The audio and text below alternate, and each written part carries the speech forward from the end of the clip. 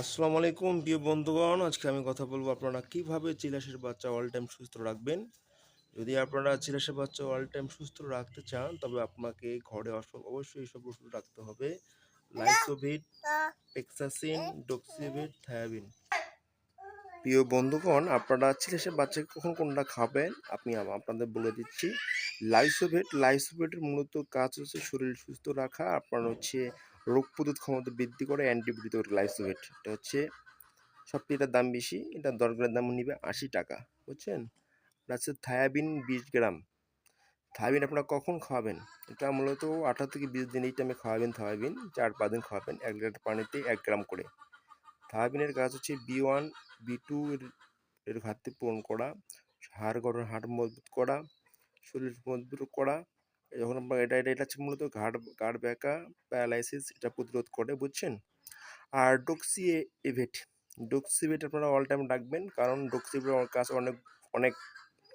আপনার মনে করেন যে সর্দি লাগলো একটু হালকা, ঘরঘর করলো, খেতে চাচ্ছে না, মানে আপনার খেতে কষ্ট হয়, নিঃশ্বাস নিতে কষ্ট হয়, তখন আপনি ডক্সিভেট খাওয়াবেন। এটা হচ্ছে মূলত অনেক কাজ করে। ব্যাকটেরিয়া, আপনার ফাউল কলেরা, বুঝছেন, চূর্ণ পায়খানা, পাতলা পায়খানা, সবই কাজ করে, বুঝছেন। এটা আপনার প্রায় প্রায় খাওয়াবেন 3-4 দিন পর পর একদিন, বা 2 দিন পর একদিন, এরকম। মানে একটা পর একটা খাওয়াবেন, রাখবেন, বুঝছেন ভাইয়া। এটা হচ্ছে পেক্সাসিন মজুর, এটা হচ্ছে আপনার চূর্ণ পায়খানার সবচেয়ে ভালো কাজ করে, ডায়রিয়ার জন্য, বুঝলেন। তো ভাইয়েরা, আপনারা লাইসোভেট, ডক্সিভেট, পেক্সাসিন, থায়াবিন অল টাইম রাখবেন। ফার্স্ট ভেটটা শেষ হচ্ছে, ওটা আপনারা রাখবেন, ফার্স্ট ভেট, বুঝছেন। এটা মূলত জ্বরের জন্য কাজ করে।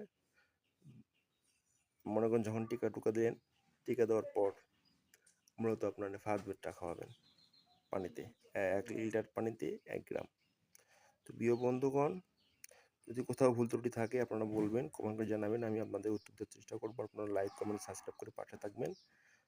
যাই হোক, চিকিৎসা বাচ্চা সুস্থ রাখতে হলে আপনাকে ঘরে থায়াবিন, লাইসোভিট, ডক্সিভিট, ফিক্সাসিন রাখতে হবে। আসসালামু আলাইকুম, বাই।